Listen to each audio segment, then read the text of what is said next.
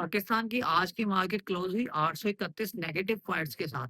जी हाँ, जिसका हम लोगों ने कल ऑलरेडी आपको बताया था कि मंडे वाले दिन भी मार्केट रेंज बाउंड ही रही एंड सेम ऐसे ही कल भी रेंज बाउंड रही और आज भी सेम एक ही रेंज में चलते-चलते उसने अपनी यहाँ पे क्लोजिंग दी। मार्केट जहाँ से स्टार्ट हुई थी तकरीबन उसी के आस-पास ही जाकर बंद हुई।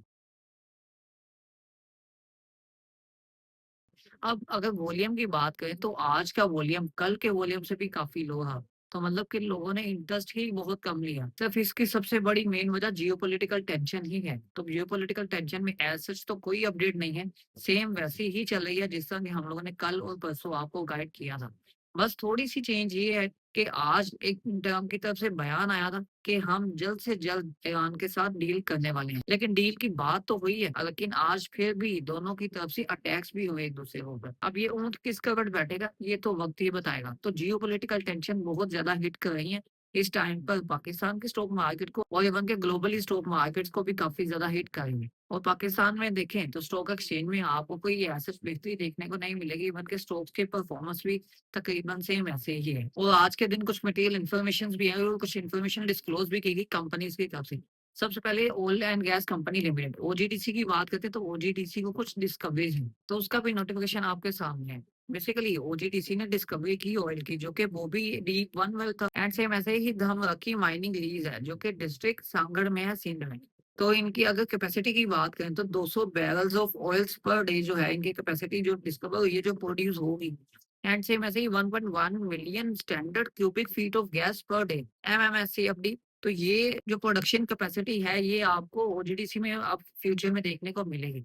और सिर्फ यही नहीं बल्कि 200 स्टील मिल्स की तरफ से ये कुछ मटेरियल इंफॉर्मेशन डिस्क्लोज की गई जहां पर एक मेजर शेयर होल्डर ने 200 स्टील मिल्स के जो शेयर्स हैं उनको सेल आउट किया। बाइंग एक साइड पे देखने को मिली लेकिन वही बाइंग आपको सेम प्राइस पर सेलिंग में भी देखने को मिली। तो चूंकि कंपनीज के अंदर जो मैनेजमेंट सेलिंग करते हैं तो वो एक मोस्ट इंपोर्टेंट और डेंजरस पॉइंट होता है। तो यहाँ पर 200 स्टील मिल्स के अंदर उनके एक मेजर शेयर होल्डर ने अपनी शेयर होल्डिंग तकरीबन 2% तक सेल आउट की। और सिर्फ यही नहीं बल्कि एक और कंपनी जो कि है गनी डेयरीज ने भी अपनी एक इन्फॉर्मेशन डिस्क्लोज की जहां पर इन्होंने बताया कि जो एक्सपेंशन चल रही थी उस एक्सपेंशन में काफी इंप्रूवमेंट आई जो कि ये नोटिफिकेशन आपके सामने है। तो इसमें आप देख सकते हैं कि कंपनी ने बताया है कि जो कि इन्होंने सक्सेसफुली इंपोर्ट और रिसीव किया है एक कंसाइनमेंट को जो कि 300 हाई यील्ड डेयरी हेफर्स थे जो कि इन्होंने ऑस्ट्रेलिया से मंगवाए।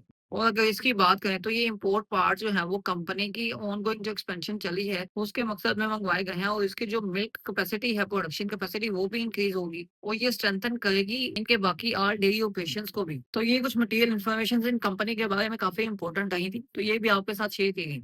अब अगर बात करें तो आज की डेट से जो सर्विस लोंगोमार्च टाइल्स का आईपीओ है वो सब्सक्राइब होना स्टार्ट कर गया है और कल की लास्ट डेट है। आप भी CT6S की वेबसाइट पर जाकर सर्विस लोंगोमार्च टाइल्स के आईपीओ को बाय कर सकते हैं। और अब अगर बजट की बात करें तो बजट कल की रात से डिले हो गया था जो कि पहले 5 डेट को आना था, अब 10 डेट को बजट आएगा।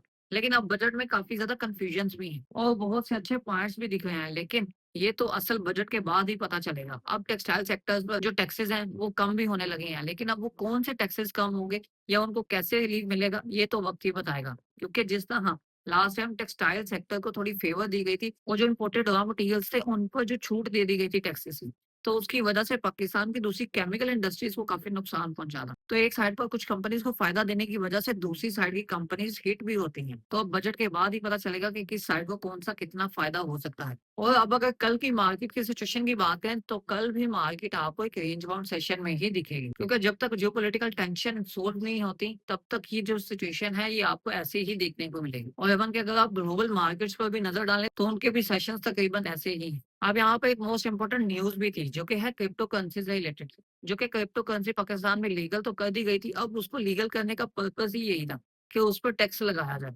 अब जो प्रॉफिट है, प्रॉफिट पर 10 से 30% तक का कैपिटल गेन टैक्स लगा करेगा। तो ये भी एक तजवीज़ है। अब ये तजवीज़ किस हद तक सच होती है और मज़ीद जो टैक्सेज़ हैं, जिस तरह के ऑटोमोबाइल सेक्टर में और दूसरी जगहों पर जो टैक्सेज़ हैं, इवन के शेयर होल्डर्स पर टैक्सेज़ के जो न्यूज़ेज़ सर्कुलेट कर रही हैं, वो किस हद तक सच होंगी, ये आखिर ये रूमर्स ही रहेंगी, तो ये वक़्त बताएगा।